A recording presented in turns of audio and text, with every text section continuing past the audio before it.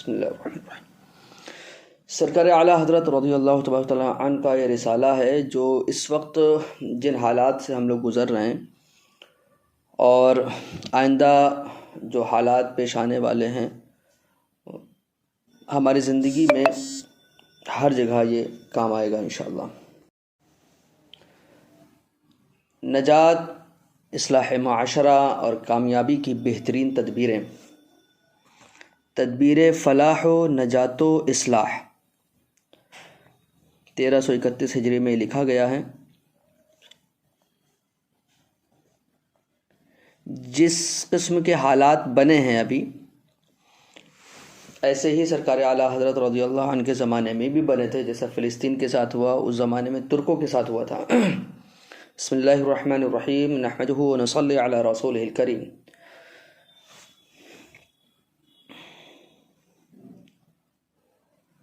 تیرہ سو اکتیس ہجری میں یہ سوال کیا گیا ہے۔ قبلہ و کعبہ حضرت مرشدی و مولائی دام ظلکم العالی، تمنائے قدم بوسی کے بعد مؤدبانہ گزارش المعیت کے پرچے برائے ملاحظہ مرسل ہیں۔ ارشاد ہو کہ آج کل مسلمانوں کو کیا کرنا چاہیے اور امداد ترک کا کیا طریقہ ہو۔ سوال بہت آسان ہے، ہم لوگ کے زمانے میں بھی یہی سوال ہوتا ہے کہ آج کل مسلمانوں کو کیا کرنا چاہیے۔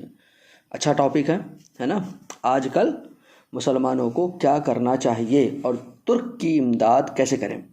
جواب الجواب، بملاحظہ مکرمی حامی سنت ماحی بدعت برادر طریقت حاجی لال خان صاحب دام مجدہم، کتنے زبردست القاب سے سرکار اعلیٰ حضرت نے انہیں نوازا ہے، کیسی شخصیت ہوں گے۔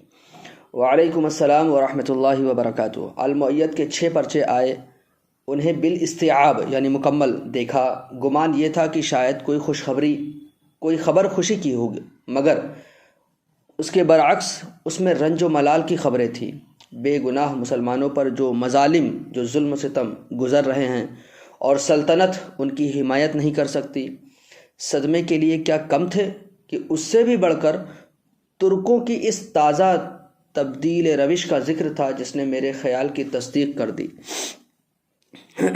ان اللہ لا یغیر ما بقوم حتی یغیروا ما بانفسہم، بے شک اللہ تعالیٰ کسی قوم کو گردش میں نہیں ڈالتا جب تک کہ وہ اپنی حالت خود نہ بدل ڈالیں۔ کوئی اپنی حالت خود ہی بدل لے، شریعت کو چھوڑ دیں، تو پھر عذاب کے لیے بھی تیار رہیں۔ اللہ اکرم الاکرمین اپنے حبیب کریم صلی اللہ تعالیٰ علیہ وسلم کے طفیل سے ہماری اور ہمارے اسلامی بھائیوں کی آنکھیں کھولیں، اصلاح قلوب و احوال فرمائے، یعنی دلوں اور ان کی حالتوں کی اصلاح فرمائے، ان کو درست فرمائے، خطاؤں سے درگزر کرے، غیب سے اپنی مدد اتارے، اسلام و مسلمین کو غلبہ قاہرہ دے۔ آمین الہ الحق آمین۔ وحسبنا اللہ ونعم الوکیل ولا حول ولا قوة الا باللہ العلی العظیم۔ مگر بے دلی نہ چاہیے کہ اگر ہم پر کوئی عذاب آیا اور گناہگار ہی صحیح، لیکن پھر بھی بے دلی نہ چاہیے۔ لا تیأسوا من روح اللہ انہ لا ییأس من روح اللہ الا القوم الکافرون، اللہ کی رحمت سے نا امید نہ ہو، بے شک اللہ کی رحمت سے نا امید نہیں ہوتے مگر کافر لوگ۔ اللہ واحد قہار غالب علی کل غالب، اس دین کا حافظ و ناصر ہے۔ وَكَانَ حَقًّا عَلَيْنَا نَصْرُ الْمُؤْمِنِينَ وَأَنْتُمُ الْأَعْلَوْنَ إِن كُنتُم مُؤْمِنِينَ، اور ہمارے ذمہ کرم پر ہے مسلمانوں کی مدد فرمانا، تم ہی غالب آؤ گے اگر ایمان رکھتے ہو۔ حضور سید عالم صلی اللہ تعالیٰ علیہ وسلم فرماتے ہیں، لا تزال طائفة من امتی ظاہرین علی الحق لا يضرهم من خذلهم ولا من خالفهم حتى يأتي امر اللہ وهم على ذلك غالبا۔ میری امت کا ایک گروہ ہمیشہ حق پر غالب رہے گا، میری امت کا ایک گروہ ہمیشہ حق پر غالب رہے گا، ان کی مخالفت اور رسوائی کرنے والا ان کو ضرر نہ پہنچا سکے گا، حتیٰ کہ وہ گروہ اس کا حکم آنے تک اس پر غالب رہے گا۔ قیامت تک ایک گروہ رہے گا جو غالب رہے گا ہمیشہ۔ یہاں امر اللہ وہ وعدہ صادقہ ہے، یہاں نا یاتی امر اللہ ہی ہے، تو اللہ کا حکم کا مطلب کیا ہے؟ تو وہی فرما رہے ہیں یہاں امر اللہ، اللہ کا حکم وہ وعدہ صادقہ ہے جس میں سلطان اسلام شہید ہوں گے، اسلام کے جو سلطان ہیں وہ شہید ہوں گے، اور روئے زمین پر اسلامی سلطنت کا نام نہ رہے گا. ٹھیک ہے، اسلامی سلطنت کے جو سلطان ہیں وہ شہید کر دیے جائیں گے اور اسلامی سلطنت کا نام نہ رہے گا. تمام دنیا میں نصارہ کی سلطنت ہوگی، نصرانیوں کی، عیسائیوں کی سلطنت ہوگی. اگر معاذ اللہ، یہ جملہ دیکھیے، اگر معاذ اللہ وہ وقت آ گیا ہے جب تو کوئی چارہ کار نہیں، شدنی ہو کر رہے گی، یعنی جو ہونا ہے وہ تو ہو کر کے رہے گا نا، مگر وہ چند ہی روز کے واسطے ہے، یعنی ایسا ہوگا تو لیکن چند روز کے لیے. اس کے متصل ہی حضرت امام کا ظہور ہوگا، یعنی حضرت امام مہدی. پھر سیدنا روح اللہ عیسیٰ مسیح علیہ الصلوۃ والسلام نزول اجلال فرمائیں گے، اور کفر تمام دنیا سے کافور ہوگا. تمام روئے زمین پر ملت ایک ملت اسلام ہوگی، اور مذہب ایک مذہب اہل سنت.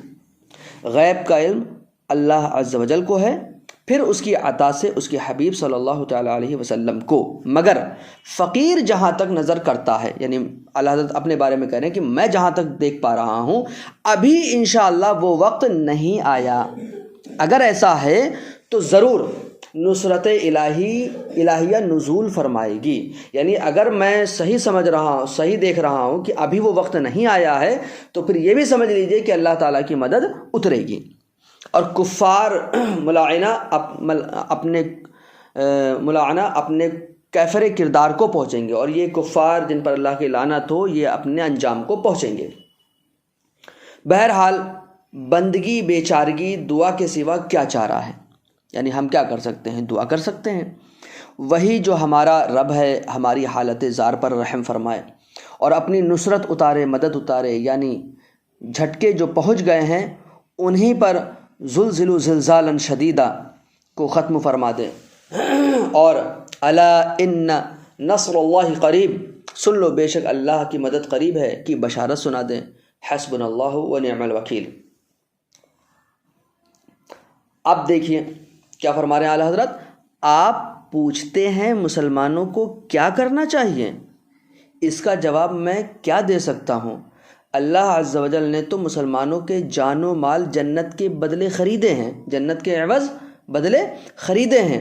ان اللہ اشترى من المؤمنین انفسهم واموالهم بان لهم الجنہ، بے شک اللہ نے مسلمانوں کے جان اور مال خرید لیے ہیں اس بدلے پر کہ ان کے لیے جنت ہے. اب اعلیٰ حضرت اس کی تشریح کر رہے ہیں اس آیت کی. مگر ہم ہیں کہ مبی دینے سے انکار. مبی کسے کہتے ہیں؟ جو چیز بیچی جاتی ہے. اب آپ دیکھیں آیت کو پھر سے دیکھیں، اللہ تعالیٰ نے خریدا مومنوں سے. تو بھئی جب بھی ہم کوئی چیز خریدتے ہیں تو ایک خریدنے والا ہوگا، ایک بیچنے والا ہوگا. خریدنے والا کون ہے؟ خرید کون رہا ہے؟ اللہ تعالیٰ. بیچے گا کون؟ مومن. تو اب ایک ہو گیا خریدنے والا اور ایک ہو گیا بیچنے والا. تو جو بیچنے والا ہے وہ سامان دے گا، تو ہم کیا ہیں؟ مومن بیچنے والے، تو ہم سامان دیں گے اور اللہ تبارک و تعالیٰ اس کا بدلہ دے گا. تو یہاں پر جو سامان ہے جو دینا ہے ہمیں وہ کیا ہے؟ جان اور مال دینا ہے، اور بدلے میں ہمیں کیا ملے گا؟ جنت. جیسے کپڑا بیچنے والا کپڑا دے گا اور پیسے لے گا، ٹھیک ہے؟ دوائی بیچنے والا دوائی دے گا اور پیسے لے گا. تو ہم جان بیچ کر کے، مال بیچ کر کے اللہ تعالیٰ سے جنت لیں گے. تو اعلیٰ حضرت فرما رہے ہیں کہ اللہ تعالیٰ تو کہہ رہا ہے، ارشاد فرما رہا ہے مسلمانوں کے جان اور مال خرید لیے اس بدلے پر کہ ان کے لیے جنت ہے. تو ہم نے اللہ تعالیٰ نے ہم سے کیا کہا؟ کیا فرما رہا ہے ہم سے کہ تم اپنی جان اور مال ہمارے راہ میں خرچ کر دو، ہم بدلے میں تمہیں جنت دیں گے. ٹھیک ہے، مگر ہم ہیں کہ مبی دینے سے انکار، یعنی ہم نہ جان دینے کو تیار ہیں نہ مال دینے کو تیار ہیں. اور سمن کے خواستگار، یعنی مال دینا نہیں چاہ رہے ہیں لیکن ہمیں پیسہ مل جائے، ہے نا؟ چیز ہم نہیں دیں اور ہمیں پیسہ مل جائے. ٹھیک ہے، تو یہ ہماری حالت ہے. تو ہمیں کیا ہے کہ جان اور مال دینے ہیں، پھر جنت ملے گی، اور جنت ہمیں مل جائے یہ تو ہم چاہتے ہیں، لیکن جان و مال نہ دینے پڑیں، تو یہ تو غلط بات ہے نا. تو وہی فرما رہے ہیں مگر ہم ہیں کہ مبیع دینے سے انکار اور سمن کے خواستگار، چیز دینے سے منع کر رہے ہیں، انکار کر رہے ہیں اور پیسے لینے کو تیار ہیں۔ ہندی مسلمانوں میں، ہندوستان کے مسلمانوں میں یہ طاقت کہاں کہ وطن و مال و اہل و عیال چھوڑ کر ہزاروں کوس دور جائیں اور میدان جنگ میں مسلمانوں کا ساتھ دیں۔ مگر مال تو دے سکتے ہیں، تو جان اور مال دینا تھا نا اللہ تعالیٰ کی راہ میں، جنت کے بدلے میں۔ تو جان تو نہیں دے سکتے، اتنی تو طاقت نہیں ہے کہ وہاں جائیں اور میدان جنگ میں ساتھ دیں، مگر مال تو دے سکتے ہیں۔ اس کی حالت بھی سب آنکھوں دیکھ رہے ہیں، وہاں مسلمانوں پر یہ کچھ گزر رہی ہے، یہاں وہی جلسے ہیں، وہی رنگ، وہی تھیٹر، وہی امنگ، وہی تماشے، وہی بازیاں، وہی غفلتیں، وہی فضول خرچیاں، ایک بات کی بھی کمی نہیں۔ بالکل ہے ایسا کہ نہیں ہمارے زمانے میں بھی؟ وہاں کیا کچھ گزر رہی ہے اور یہاں کسی چیز میں کوئی کمی ہو رہی ہے؟ نہیں۔ ابھی اعلیٰ حضرت ایک مثال دے رہے ہیں، ابھی ایک شخص نے ایک دنیاوی خوشی کے نام سے 50,000 دیے، ایک عورت نے ایک چین و چنا جرگہ کو 50,000 دیے، اعلیٰ حضرت کے زمانے کے 50,000۔ ایک رئیس نے ایک کالج کو 1.5 لاکھ دیے، اور یونیورسٹی کے لیے تو 30 لاکھ سے زائد جمع ہو گیا۔ ایک رات میں ہمارے اس مفلس غریب شہر سے اس کے لیے 26,000 کا چندہ ہوا۔ بمبئی میں ایک کم درجے کے شخص نے صرف ایک کوٹھری 26,000 روپے کو خریدی، فقط اس لیے کہ اس کے وسیع مکان سکونت سے ملحق تھی، یعنی اس کے مکان سے جو ہے ملا ہوا تھا، ایک کوٹھری ملی ہوئی تھی، حالانکہ گھر بہت بڑا تھا پہلے سے، لیکن 26,000 کا خریدا گھر، جسے میں بھی دیکھ آیا ہوں۔ اور مظلوم اسلام کی مدد کے لیے، مظلوم اسلام کی مدد کے لیے جو کچھ جوش دکھائے جا رہے ہیں آسمان سے بھی اونچے ہیں، ہے نا؟ اسلام کے جو مظلوم ہیں ان کی مدد کے لیے جو جوش دکھائے جا رہے ہیں وہ کیا ہیں؟ آسمان سے بھی اونچے ہیں، اور جو اصلی کارروائی ہو رہی ہے زمین کی تہ میں ہے۔ پھر کس بات کی امید کی جائے؟ بڑی ہمدردی یہ نکالی کہ یورپ کے مال کا بائیکاٹ ہو۔ توجہ دیجیے گا، بڑی ہمدردی یہ نکالی کہ یورپ کے مال کا بائیکاٹ ہو۔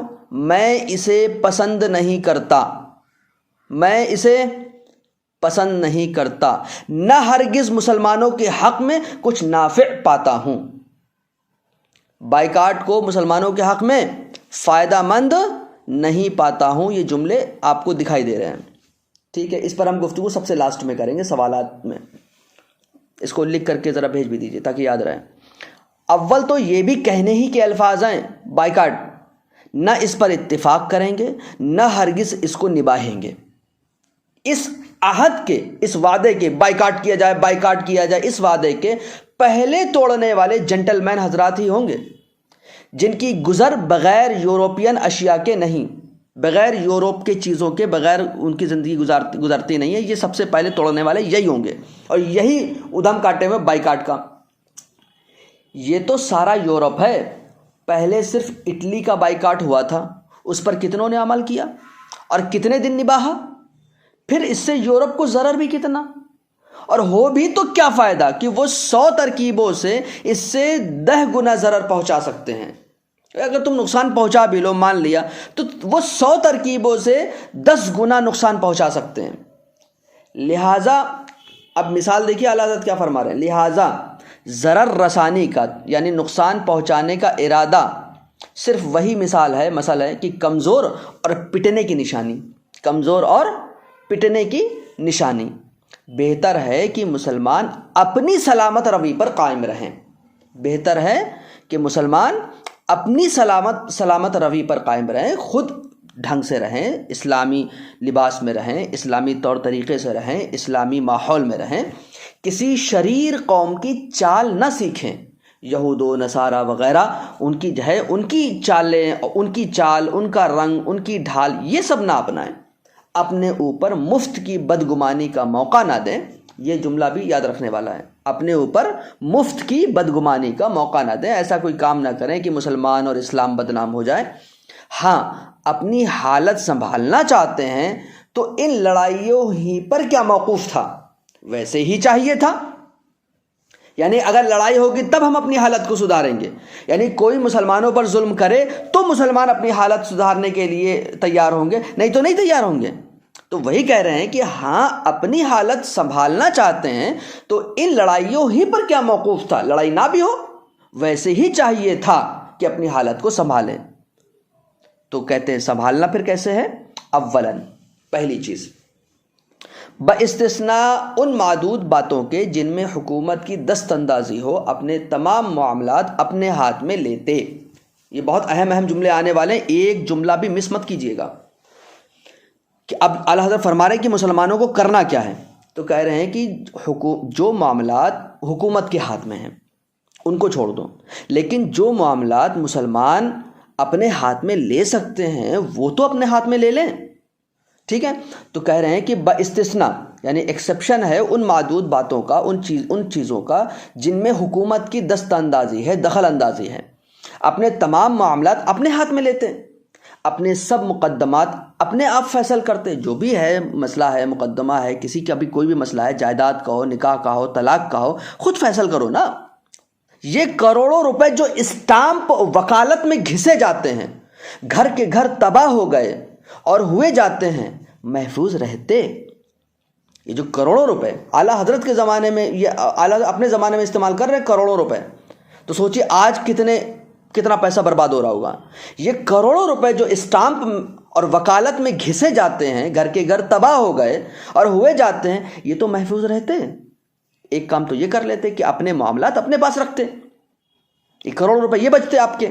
ثانیاً اپنی قوم کے سوا کسی سے کچھ نہ خریدتے. جملہ دیکھیے آپ, اپنی قوم کے سوا کسی سے کچھ نہ خریدتے کہ گھر کا نفع گھر ہی میں رہتا. اپنی حرفت مطلب ہوتا ہے کاریگری, اور تجارت کو ترقی دیتے ہیں. جملہ دیکھیے گا اعلیٰ حضرت کا, اپنی کاریگری اور اپنی تجارت کو ترقی دیتے ہیں کہ کسی چیز میں کسی دوسری قوم کے محتاج نہ رہتے.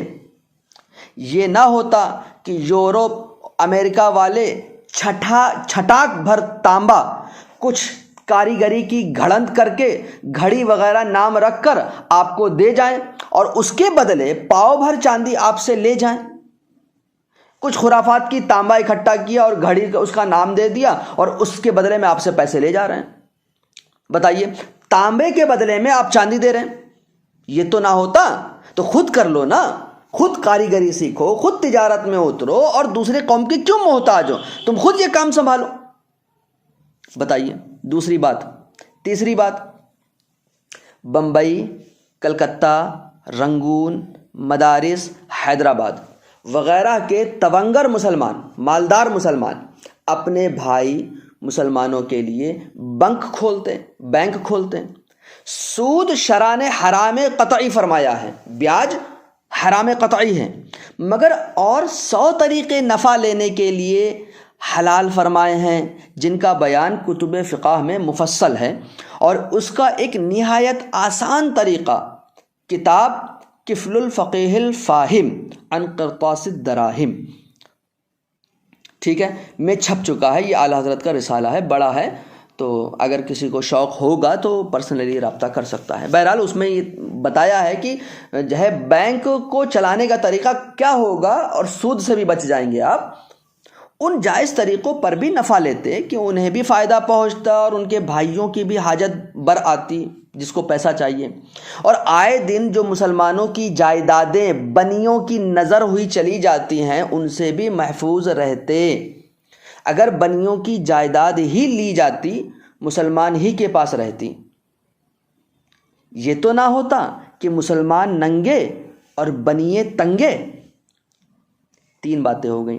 چوتھی بات, رابعاً چوتھی بات, سب سے زیادہ اہم, سب کی جان, سب کی اصل اعظم وہ دین متین تھا جس کی رسی مضبوط تھامنے نے اگلوں کو ان مدارج عالیہ پر پہنچایا, اتنی بلندی پر پہنچایا, 4 دانگ عالم میں ان کی ہیبت کا سکہ بٹھایا. نان شبینہ کے محتاجوں کو, یعنی ایک وقت کے روٹی کے جو محتاج تھے ان کو بلند تاجوں کا مالک بنایا، اور اسی کے چھوڑنے نے پچھلوں کو یوں چاہے ذلت میں گرایا۔ فَإِنَّا لِلَّهِ وَإِنَّا إِلَيْهِ رَاجِعُونَ وَلَا حَوْلَ وَلَا قُوَّةَ إِلَّا بِاللَّهِ الْعَلِيِّ الْعَظِيمِ۔ کہ جب جو ہے دین متین کی رسی کو مضبوطی سے تھاما اگلوں نے، تو پوری دنیا میں اپنی ہیبت کا سکہ جما لیا، اور جو محتاج تھے ان کو جو ہے تاج نصیب ہو گئے، اور اس کو چھوڑ کر کے ذلیل و رسوا ہو گئے۔ تو 4 چیزیں بیان فرمائیں۔ ایک، اپنے سارے فیصلے اپنے ہاتھ میں لو جو لے سکتے ہو۔ دوسرا، کاریگری سیکھو، تجارت کرو، اس میں جو ہے اس فیلڈ کو اپنے ہاتھ میں لو۔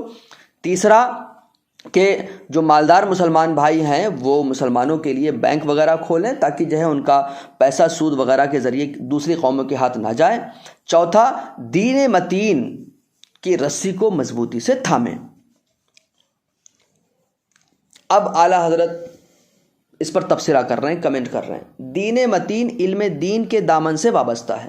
دین متین علم دین کے دامن سے وابستہ ہے۔ علم دین سیکھنا، پھر اس پر عمل کرنا، اپنی دونوں جہاں کی زندگی چاہتے وہ انہیں بتا دیتا۔ اندھوں جسے ترقی سمجھ رہے ہو سخت تنزل ہے۔ اعلیٰ حضرت کے جملے دیکھ رہے ہیں، اندھوں جسے ترقی سمجھ رہے ہو سخت تنزل ہے، یعنی یہ ترقی کا الٹا، تنزل، نیچے اتر رہے ہو۔ جسے عزت جانتے ہو اشد ذلت ہے۔ مسلمان اگر یہ 4 باتیں اختیار کر لیں تو انشاءاللہ العزیز آج ان کی حالت سنبھل جاتی ہے۔ آج ان کی حالت سنبھل جاتی ہے۔ آپ کے سوال کا جواب تو یہ ہے، مگر یہ تو فرمائیے کہ سوال و جواب سے حاصل کیا جب کوئی اس پر عمل کرنے والا نہ ہو؟ ہاں، سوال و جواب سے حاصل کیا جب کوئی اس پر عمل کرنے والا نہ ہو، عمل کی حالت ملاحظہ ہو۔ اب پہلے والا، اول پر یہ عمل ہے کہ گھر کے فیصلے میں اپنے دعوے سے کچھ بھی کمی ہو تو منظور نہیں۔ یعنی اگر اسلامی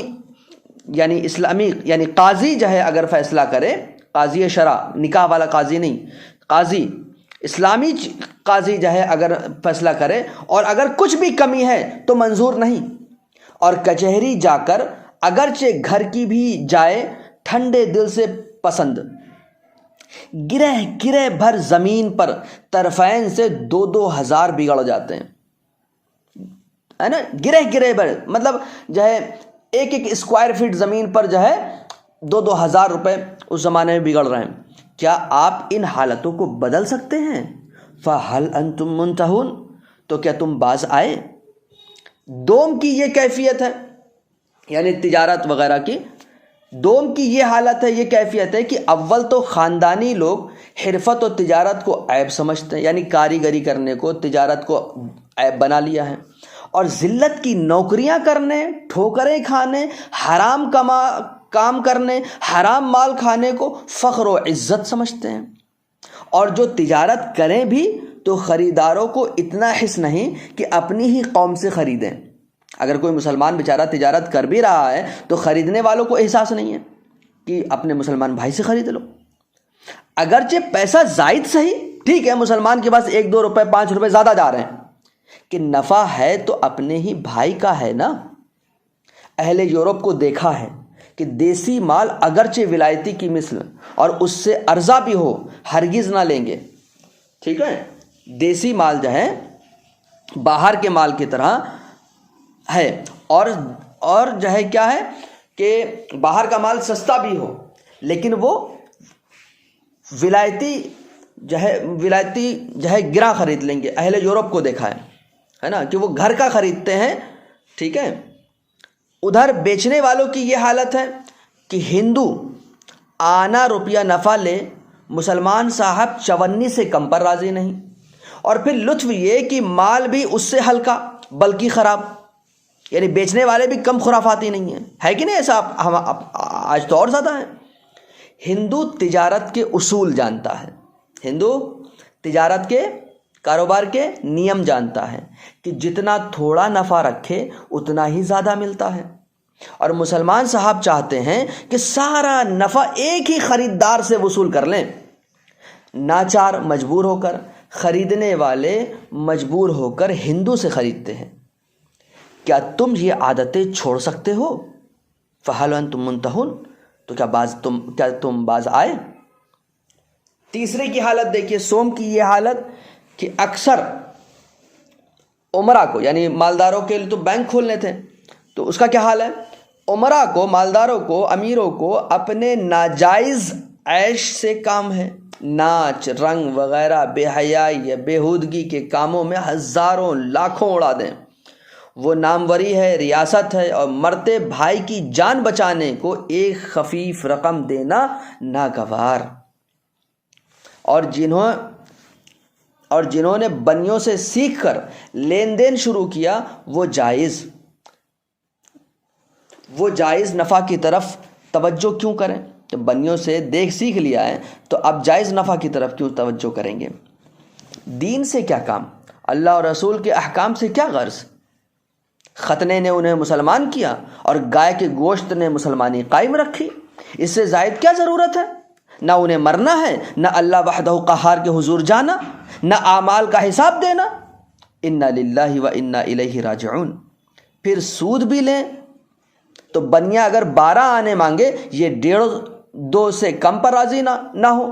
ناچار حاجت مند بنیوں کے ہتھے چڑھتے ہیں، اور جائیدادیں ان کی نظر کر بیٹھتے ہیں، بنیوں کے ہتھے چڑھ جاتی ہیں جائیدادیں ان کی۔ چہارم کا حال سمجھیے، دین کی تعلیم کا چہارم کا حال ناگفتہ بے ہے، اس کا تو کچھ مت پوچھیے، آپ کہا نہیں جا سکتا کہ انٹر پاس کو رزاق مطلق سمجھا ہے۔ بھائی اس زمانے میں انٹر پاس بہت بڑی بات ہوتی تھی، آج کے زمانے میں PhD یا اس سے زیادہ اوپر کو کہہ لیجئے، MBBS کہہ لیجئے، ٹھیک ہے، الگ الگ فیلڈوں کے حساب سے، کہ انٹر پاس کو رزاق مطلق سمجھا، یعنی جس نے انٹر پاس کر لیا اب تو رزق اس کا کہیں نہیں گیا، کوئی چھین نہیں سکتا، یہ تو بہت بڑے رزاق ہو گئے، اب رزق انہی کے پاس ہے۔ وہاں نوکری میں عمر کی شرط، پاس کی شرط، پھر پڑھائی وہ مفید کی عمر بھر کام نہ آئے، ایسی پڑھائی ہوتی ہے، زندگی بھر کام نہیں آتی ہے۔ نہ اس نوکری میں اس کی حاجت پڑتی ہے اس پڑھائی کی۔ اپنی ابتدائی عمر کی وہی تعلیم کا زمانہ ہے، اپنی ابتدائی عمر کی وہی تعلیم کا زمانہ ہے، یوں گوائی۔ اب پاس ہونے میں جھگڑا ہے، 3 بار فیل ہوتے ہیں اور پھر لپٹے چلے جاتے ہیں، اور قسمت کی خوبی کہ مسلمان ہی اکثر فیل کیے جاتے ہیں، پھر تقدیر سے پاس بھی مل گیا تو اب نوکری کا پتہ نہیں، اور ملی بھی تو صریح ذلت کی، اور رفتہ رفتہ دنیاوی عزت کی بھی پائی تو وہ کہ عند الشرع 1000 ذلت، یعنی اگر نوکری مل گئی ذلت کی تو دھیرے دھیرے ترقی کرتے کرتے پروموشن ہوتے ہوتے کچھ دنیا کی عزت ملی بھی، لیکن دنیا کی جو عزت ملی وہ عزت ایسی ہے کہ شریعت کے نزدیک تو 1000 ذلت ہے وہ۔ کہیے پھر علم دین سیکھنے اور دین حاصل کرنے اور نیک و بد میں تمیز کرنے کا کون سا وقت آئے گا؟ علم دین سیکھنے اور دین حاصل کرنے اور نیک اور بد میں تمیز کرنے کا کون سا وقت آئے گا؟ لاجرم نتیجہ یہ ہوتا ہے کہ دین کو مضحکہ سمجھتے ہیں، دین کو کیا سمجھتے ہیں؟ کھیل تماشا۔ اپنے باپ دادا کو جنگلی، وحشی، بے تمیز، گوار، نالائق، بیہودہ، احمق، بے خرد جاننے لگتے ہیں اپنے باپ دادا کو۔ ہو رہا ہے کہ نہیں ہو رہا ہے کہ بزرگوں کو لوگ گالیاں کیسی کیسی دے رہے ہیں؟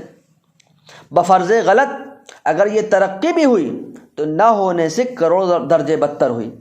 کیا تم علم دین کی برکتیں ترک کرو گے؟ فحال انتم منتہون، تو کیا تم باز آئے؟ اب یہ چاروں کی حالت ہو گئی، یہ وجوہ ہیں، یہ اسباب ہیں، یہ ریزنز ہیں۔ مرض کا علاج چاہنا، بیماری کا علاج چاہنا اور سبب قائم رکھنا، بیماری کا علاج چاہنا اور جو بیماری کی وجہ ہے اس کو باقی رکھنا، حماقت نہیں، بیوقوفی نہیں تو کیا ہے؟ اس نے تمہیں ذلیل کر دیا، اس نے غیر قوموں کو تم پر ہنسوایا، اس نے جو کچھ کیا وہ اس نے، اور آنکھوں کے اندھے اب تک اس اوندھی ترقی کا رونا روئے جاتے ہیں۔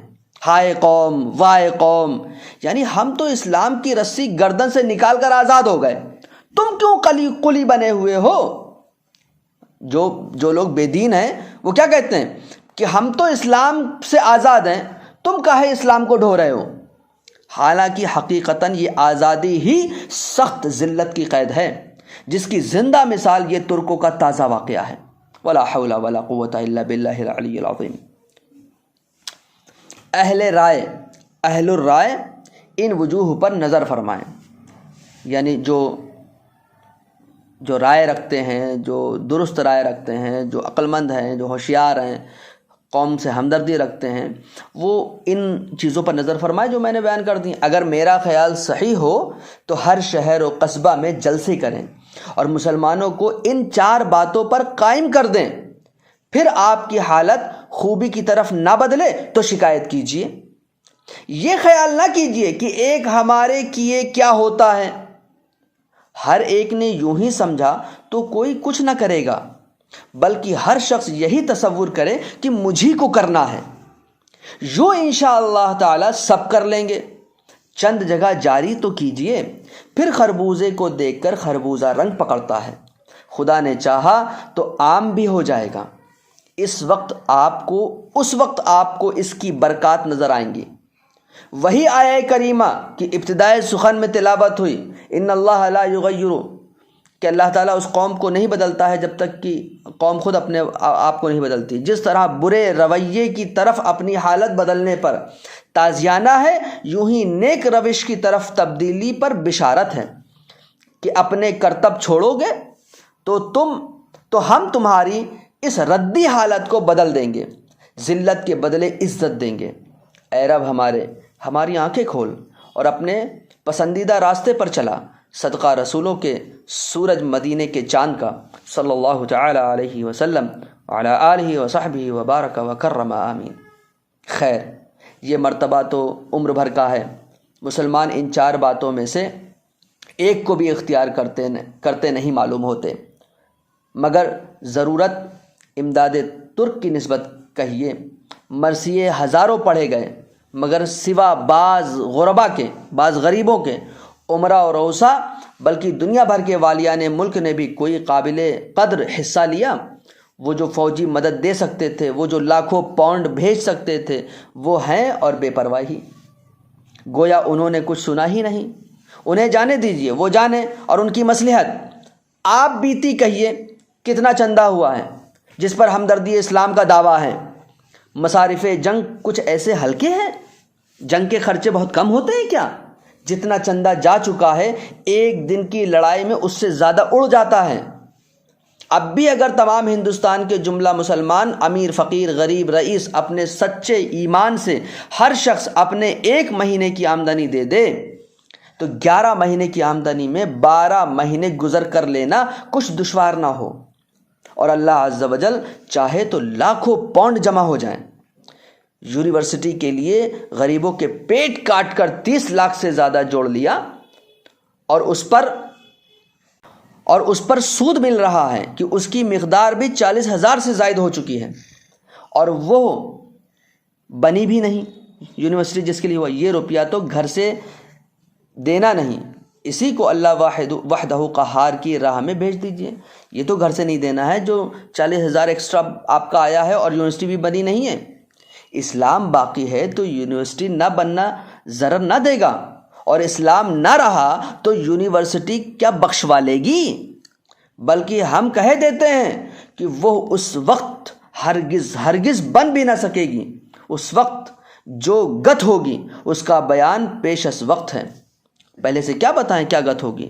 اور بالفرض تنگ دل اور بخیل ہاتھ پرایا مال بھی یوں دینے کو نہ ہو تو یہ تمام و کمال روپے سلطنت اسلام کو بقائے اسلام کے لیے بطور قرض حسن ہی دیجیے، اور زیادہ کیا کہوں۔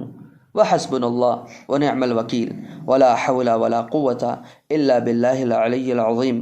واللہ تعالی اعلم وعلمہ جل مجدہ اتم و احکم۔ کتنا درد ہے، کتنی ہمدردی ہے، اور کہیں کہیں آپ غصہ بھی ہیں، ناراض بھی ہیں، اور کہیں کہیں جو ہے ڈانٹ پھٹکار بھی رہے ہیں، تو جو ہے اتنی باریک بینی سے سرکار اعلیٰ حضرت جو ہیں امت کے لیے پریشان رہتے ہیں، لیکن جو انہوں نے فرما دیا کہ یہ مرض ہے، یہ علاج ہے، لیکن کرے گا کیا کوئی؟ کچھ نہیں، سب وہی اپنے موج مستی میں لگے ہوئے ہیں لوگ، ہے نا۔ دیکھیں سرکار اعلیٰ حضرت نے کس موضوع پر قلم نہیں اٹھایا ہے، کیسے کیسے موضوع سرکار اعلیٰ حضرت نے کور کیے ہیں۔